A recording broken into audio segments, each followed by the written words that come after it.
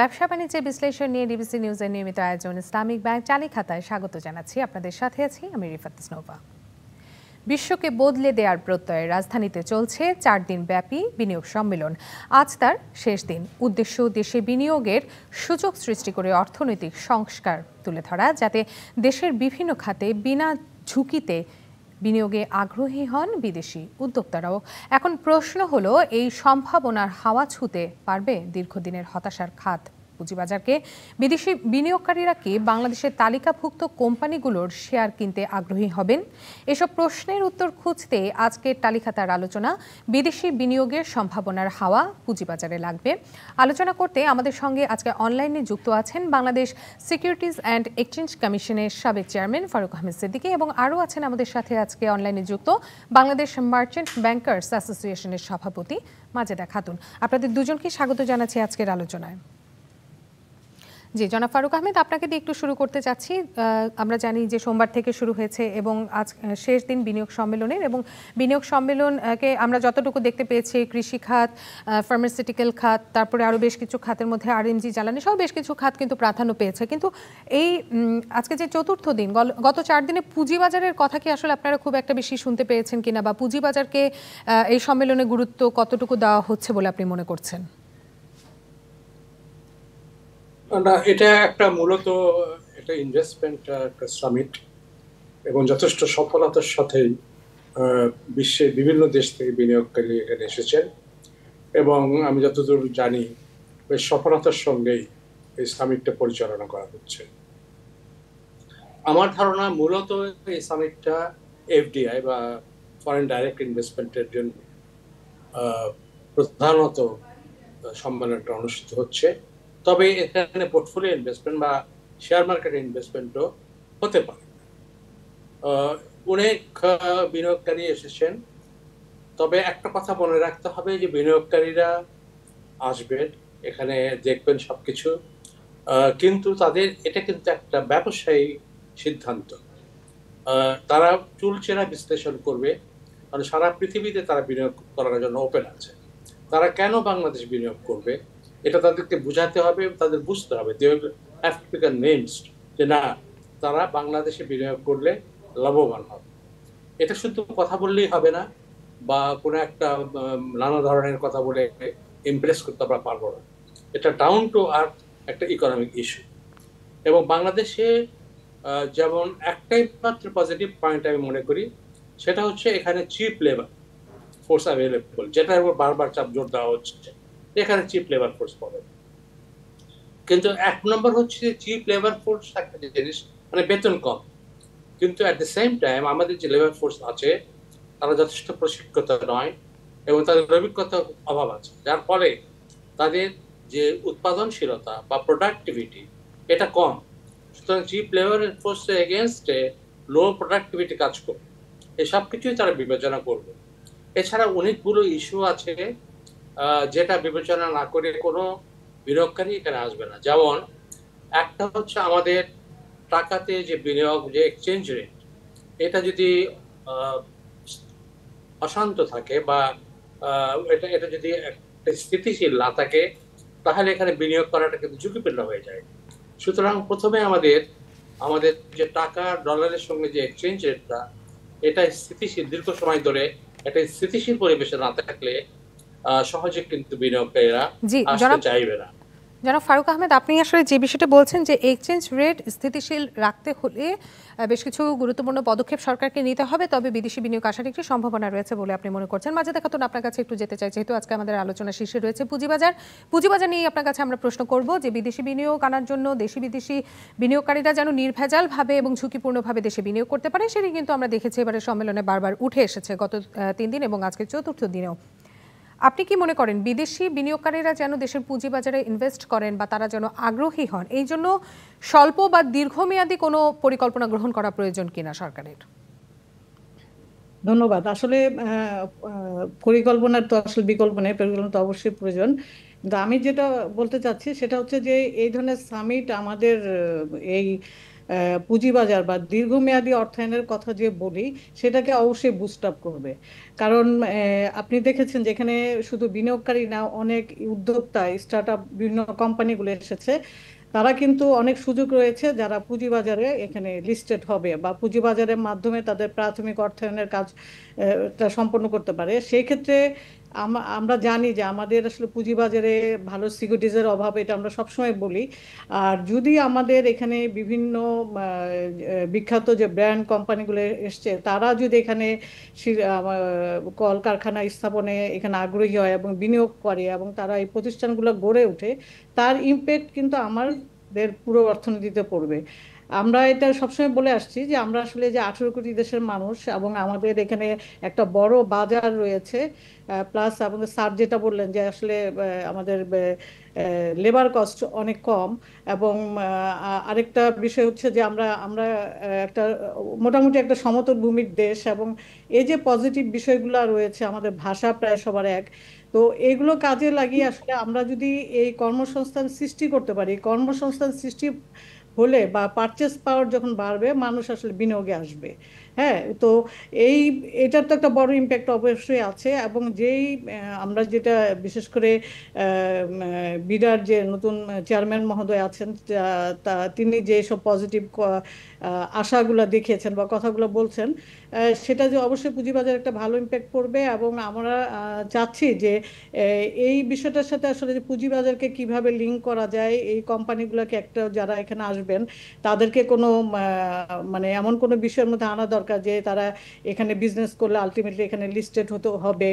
এবং আমরা যদি যেই কথাগুলো বলছি নিয়ন্ত্রণমূলক বা আমাদের যে ইন্টার মিনিস্ট্রিয়াল যে দীর্ঘসূত্রিতাগুলো, যেগুলোর ব্যাপারে আসলে অলরেডি অ্যাড্রেস হয়েছে, মানে আমাদের বাধাগুলো কিন্তু এটাই, পলিসিগুলো ঘন ঘন পরিবর্তিত হওয়া, এখানে উইদাউট রিসার্চে যে কোনো পলিসি পরিবর্তিত হয়ে যায়, এবং আমাদের যে দীর্ঘসূত্রিতা এবং পুঁজিবাজার আসার ক্ষেত্রে যে বিষয়গুলো, এগুলো কিন্তু অলরেডি এখানে অ্যাড্রেস করা হয়েছে এবং এগুলো নিয়ে আলোচনা হচ্ছে, এগুলোর রুলস রেগুলেশনগুলো চেঞ্জ হচ্ছে। এবং অবশ্যই এটা যদি যেই ধরনের আমরা যে পেপার পত্রিকায় যে বিষয়গুলো দেখছি, এইগুলো যদি কার্যকর হয় এবং এর সাথে যদি পুঁজিবাজার অবশ্যই আসতে হবে, মানে কারণ আপনার মেয়াদী অর্থায়নের ক্ষেত্রটাই হচ্ছে পুঁজিবাজার।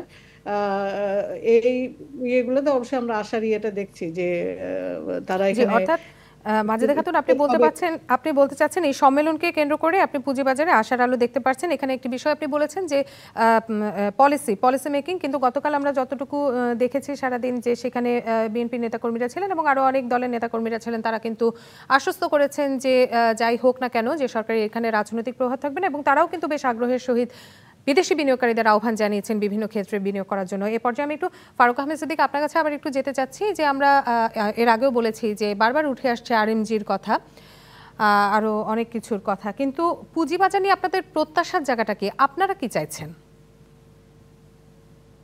দেখেন, আমি তো পুঁজিবাজারের লোক না, তাহলে আমরা বলতে আমাদের দেশ কি চাইছি সেটাই আমি বলবো। আমরা তো চাই ভালো কোম্পানি আসতে, কিন্তু এইভাবে কিন্তু I want to be very candid about it, যে এভাবে সম্মেলন করলেই যে পুঁজিবাজার আমাদের এফডিআই বা পোর্টফোলিও ইনভেস্টমেন্ট বেড়ে যাবে, এটা আমি একেবারেই মনে করি। আমাদের অবকাঠামোগত যে দুর্বলতা আছে, আমাদের এক্সিস্টিং ইন্ডাস্ট্রিগুলো গ্যাস পাচ্ছে না, জ্বালানি পাচ্ছে না, এই যোগাযোগ ব্যবস্থা ঠিক নাই, পোর্ট মডার্নাইজ করা হয়নি, এই সমস্ত অবকাঠামোগত দুর্বলতাগুলো আমাদের আছে, এগুলো স্বীকার করে নিতে হবে এবং এগুলোতে কিভাবে উন্নতি করা যায় সেই প্রচেষ্টা আমাদের চালাতে হবে।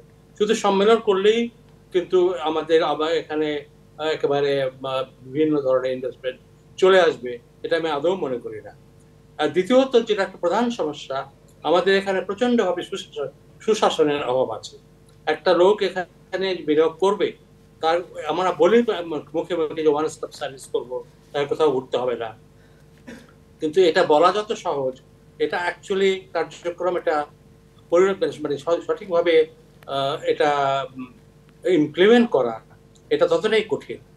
এই ওয়ান স্টপ সার্ভিস আমাদের বিভিন্ন জায়গায় পারমিশন লাগে, নানা রকম জায়গায় তা আছে, এবং এখানে সব জায়গায় দীর্ঘসূত্রিতা আছে, সুশাসনের অভাব আছে, আমাদের এথিক্যাল প্রবলেম আছে, আমাদের কারাপশন ইস্যু আছে, এই জি, জনাব সবগুলো ফারুক জিনিস। আহমেদ, আপনি সুশাসনের বিষয়টি বলছিলেন। আসলে সুশাসনের যে বিষয়টি সেটি সব ক্ষেত্রেই প্রয়োজন, শুধুমাত্র পুঁজিবাজার নয়, সব ক্ষেত্রে এটার প্রয়োজনীয়তা রয়েছে। সেই বিষয়টি নিয়েও আমরা আলোচনা করব, কিন্তু তার আগে আমরা নিব ছোট্ট একটি বিরতি। বিরতি নিচ্ছি ব্যবসা বাণিজ্যের বিশ্লেষণ নিয়ে। ডিবিসি নিউজের নিয়মিত আয়োজন ইসলামী ব্যাংক চালি খাতায়, সঙ্গে থাকুন। আবারও স্বাগত জানাচ্ছি ব্যবসা বাণিজ্যের বিশ্লেষণ নিয়ে ডিবিসি নিউজের নিয়মিত আয়োজন ইসলামী ব্যাংক চালি খাতায়। আজকে আমাদের আলোচনার বিষয় বিদেশি বিনিয়োগের সম্ভাবনার হাওয়া পুঁজিবাজারে লাগবে। আমরা বিরতির আগে শুনছিলাম ফারুক আহমেদ, আপনি বলছিলেন যে আসলে আমাদের যে বিষয়টি আজকে নির্ধারণ করা হয়েছে, এই যে সম্ভাবনা দেখছে বাংলাদেশ, এই সম্ভাবনার হাওয়া পুঁজিবাজারে কতটুকু লাগবে, বা এই সম্ভাবনার দ্বার খুলে দেওয়ার জন্য আসলে পুঁজিবাজারে কি ধরনের সক্ষমতা অর্জন করা প্রয়োজন। এই পর্যায়ে আমি একটু মাজেদা খাতুন আপনার কাছে যেতে চাই। যে বিষয়টি নিয়ে কথা বলছিলাম, সুশাসনের অভাবের কথা বলছিলাম, আপনার কাছে কি মনে হয় যে বাংলাদেশে এই মুহূর্তে আসলে বিনিয়োগের সবচেয়ে বড় বাধা কোন জিনিসটা? আমরা এখানে বেশ কিছু বাধার কথা বলতে পারি, যে এখানে কি নীতিগত জটিলতা রয়েছে, রাজনৈতিক অস্থিতিশীলতা এই বিষয়টি রয়েছে, নাকি যে ফারুক আহমেদ বলছিলেন স্বচ্ছতার অভাব, এটি এখন সবচেয়ে বড় বাধা হয়ে দাঁড়িয়েছে? আমি যেটা মনে করি যে আমাদের ফিনান্সিয়াল সিস্টেমে যে মিসম্যাচ হয়েছে আসলে, পুঁজিবাজারে লিস্টেড হওয়ার জন্য যে কোম্পানিগুলো আমরা সিলেক্ট করে থাকি, সেখানে আমরা কাজ করতে যে যেটা দেখি বা প্র্যাকটিক্যালি যেটা দেখি, যে আসলে এখানে পুঁজিবাজার আগ্রহী এবং পুঁজিবাজার উপযোগী দুইটা ব্যাপার আছে। যে যারা আগ্রহী তারা আসলে উপযোগী না, এবং যারা উপযোগী না তারা আগ্রহী। এটা অন্যতম কারণই হয়েছে যে আসলে আমরা শর্ট টার্ম সোর্স থেকে আমাদের লং টার্ম ফাইন্যান্সগুলা, প্রজেক্ট ফাইন্যান্সগুলো হয়েছে, এবং সেটা এই এর ফলে এইসব উদ্যোক্তারা যখন তারা এই কোম্পানিগুলো তারা গঠন করে, এই তাদের একটা ফিনান্সিয়াল একটা মিসম্যাচের মধ্যে পড়ে গেছে। এর ফলে ফলশ্রুতিতে হয়েছে কি, যেহেতু ব্যাংকগুলো বিভিন্ন প্রজেক্ট ফাইন্যান্সের মাধ্যমে এই কোম্পানিগুলোকে মানে তাদের ফিনান্সিয়াল স্ট্রাকচারটা গড়ে উঠেছে, এটা বড় একটা এনপিএল ক্রিয়েট করেছে। এই একটা মিসম্যাচ, প্লাস আরেকটা হচ্ছে যে আইপিওতে আসার ক্ষেত্রে একটা দীর্ঘসূত্রিতার বিষয় রয়েছে। তো এটা একটা অনেক অনাগ্রহের একটা কারণ। আরেকটা যেটা সমস্যা, যেটা আমরা অনেক বলে থাকি, যেটা রিসেন্ট বাজেট তৈরি করার ক্ষেত্রে আলোচনা হচ্ছে, যে আমাদের ট্যাক্স জিডিপি রেশিও অনেক কম আমাদের বা পার্শ্ববর্তী সব দেশের তুলনায়। এটার অন্যতম কারণই হচ্ছে যে আসলে আমরা অনেক কোম্পানিকে এখানে লিস্টেড করতে পারি নাই এই স্ট্রাকচারের জন্য। তো আমাদের আসলে এই পলিসিগত শিফট অবশ্যই দরকার, যে আমাদের দীর্ঘমেয়াদী অর্থায়নের ক্ষেত্রে পুঁজিবাজার হবে, এবং পুঁজিবাজার থেকে এই অর্থ সংগ্রহ করতে হবে। আর পুঁজিবাজার বলতে আমরা যখন শুধু এই সেকেন্ডারি মার্কেটকেই আসলে বেস করে সব কথা বলি, এখানে কিন্তু প্রাইমারি মার্কেটেও অনেক স্বচ্ছতা, এবং এখানে প্রাইমারি মার্কেট বিষয়টাকে আরও কীভাবে স্বচ্ছ করা যায়, এবং এখানে নীতিগত যে বিষয়, যেমন প্রাথমিক ক্যাপিটাল রেজিংয়ের যে বিষয়গুলো, সেখানে কিভাবে স্বচ্ছভাবে এই কাজগুলো হয় সেগুলো দেখা প্রয়োজন, যাতে কোম্পানির ভিতটা শক্তিশালী হয়, পরবর্তী সে সে যখন লিস্টেড হবে সেটার ইম্প্যাক্ট যেন আসলে আমাদের তার পারফরমেন্সে আসে। এটা একটা বিষয়। অবশ্যই এই বিষয়টা চিন্তা করতে হবে, এবং আমাদের যারা সরকার এবং রেগুলেটরি যারা আছেন তাদের অবশ্যই এটা বুঝতে হবে যে আমাদের এই প্রক্রিয়ার মধ্য দিয়ে অর্থায়ন প্রক্রিয়াটা গড়ে তুলতে হবে, এবং সরকারও যেগুলো লং টার্ম, যে তারা যে ব্যাংক বোরোয়িংয়ের মধ্যে আছে, সেটা সেই জিনিসটাকে করতে হবে যে তারা কিভাবে। জি, আমরা একটু ফারুক আহমেদের কাছ থেকে একই বিষয়টা জানতে চাবো। মাজেদা খাতুন, আমরা একটু ফারুক আহমেদের কাছে যাই। যে তিনি বলছিলেন যে উপযোগী কোম্পানিগুলো আছেন যারা কিন্তু পুঁজিবাজারে আসতে চাচ্ছে না, একই সাথে বিদেশি বিনিয়োগকারীরা কিন্তু ফ্লেক্সিবিলিটি চান। তো সেক্ষেত্রে এক্ষেত্রে আপনি কি মনে করেন যে লিস্টেড যে কোম্পানিগুলো এখন আছে পুঁজিবাজারে, তারা জবাবদিহিতা, কারণ স্বচ্ছতার বিষয়টি কিন্তু বারবার আসছে, যে স্বচ্ছতা এবং জবাবদিহিতার বিষয়টি আসছে, স্বচ্ছতা নিশ্চিতের জন্য জবাবদিহিতার প্রয়োজন রয়েছে, তারা কি জবাবদিহিতার জন্য প্রস্তুত কিনা? জবাব দেন, তখন দেশেও বহু ভালো ভালো কোম্পানি আছে যারা আসছে এখন পর্যন্ত। তো বিদেশিরা যদি মানে ব্যাপারটা, যে সামিটের সঙ্গে আমরা কথা বলছি আসলে, যে ইনভেস্টমেন্ট সামিটটা হচ্ছে, এটা একটা ইতিবাচক দিক তো অবশ্যই আছে। কিন্তু মেন প্রবলেম হচ্ছে আমাদের যদি গত এক বছর তাকিয়ে দেখি, তাহলে আমরা দেখতে পাবো যে ফরেন ডাইরেক্ট ইনভেস্টমেন্ট এবং শেয়ার বাজারে বিদেশি ইনভেস্টমেন্ট দুটোই কিন্তু কমে গেছে, এবং কমে যাওয়ার কারণটা কি আমাদেরকে বের করতে হবে। আমরা আশাবাদী হব, কিন্তু একই সাথে বাস্তবে কেন এটা ঘটছে না, কি কি কারণ, সেটা চিহ্নিত করে সে ব্যাপারে কিভাবে সমাধান করা যায়, এটা এইদিকে না গিয়ে আমরা যদি শুধু বলি ভালো হচ্ছে এবার ভালো হয়ে যাবে, এসব বললে চলবে না। আমাদের সমস্যাগুলো হচ্ছে এক নম্বর হচ্ছে কারেন্সি ফ্লাকচুয়েশন, এটা একটা বড় ধরনের রিস্ক বিনিয়োগের জন্য। 2 নম্বর হচ্ছে আমাদের যেহেতু রিজার্ভ পর্যাপ্ত না, সুতরাং তারা যে প্রফিটটা করবে সেটা নিয়ে যেতে পারবে কিনা সে বিষয়ে ব্যাপার আছে। তৃতীয়ত এখানে আমাদের যে আইপিও পলিসি আমাদের, সেখানে লিস্টিং আমরা গ্রিনফিল্ড কোম্পানিকে লিস্টিং করি না। যদি গ্রিনফিল্ড কোম্পানিকে লিস্টিং না করি তাহলে এই যে সম্মেলনটা হচ্ছে এখান থেকে তো ডাইরেক্টলি পুঁজিবাজারে আসার কারো সুযোগ ঘটছে না। সুতরাং একমাত্র আমরা পোর্টফোলিও ইনভেস্টমেন্টের কথা চিন্তা করতে পারি সম্মেলন থেকে। তো পোর্টফোলিও ইনভেস্টমেন্টের যেগুলো রিস্ক আছে, বাজারে যদি স্বচ্ছতা নিয়ে আসা হয়, বাজারে যদি কারেন্সি ফ্লাকচুয়েশনের ঝুঁকিটা কমানো যায়, তাহলে পোর্টফোলিও ইনভেস্টমেন্ট কিছু বাড়ানো যাবে বলে আমি বিশ্বাস করি। এবং আপাতত আমাদের ডাইরেক্টলি তাৎক্ষণিকভাবে ইমিডিয়েটলি পুঁজিবাজারে উন্নতি করতে হলে এই পোর্টফোলিও ইনভেস্টমেন্টের কথা চিন্তা করতে হবে। কারণ ফরেন ডাইরেক্ট ইনভেস্টমেন্ট একটা দীর্ঘসূত্রিতা আছে এবং এটা বেশ সময়ের ব্যাপার। আমরা মনে করি আমরা ছোট করে একটু করে জানতে চাবো আপনার কাছে মাজেদা খাতুন, যে তাহলে কি পুঁজিবাজারের জন্য সামনে ভালো দিন আসছে? আমরা তো অবশ্যই মানে আশা নিয়ে থাকতে হবে, ইনশাল্লাহ আসবে। এবং যেই স্যার যেই কথাগুলো বলছেন, আসলে এই জিনিসগুলো অনেক কথা হচ্ছে, এগুলো অ্যাড্রেস হচ্ছে, আমরা বুঝতে পারছি বা আলোচনা করছি এই সমস্যাগুলো আমাদের। এখন আমাদের প্রত্যেকের ক্ষেত্রে যে যার ক্ষেত্রে এই কাজগুলো আসলে করতে হবে। আর এই কাজগুলো যদি হয় তাহলে আসলে পুঁজিবাজার আমাদের অর্থনীতি যদি ভালো হয় তো অবশ্যই তার ইম্প্যাক্ট তো পুঁজিবাজার আসবেই ইনশাল্লাহ। জি ফারুক আহমেদ, আপনিও তাহলে, আমি মনে করছি যে আপনিও হয়তো একমত মাজেদা খাতুনের সাথে।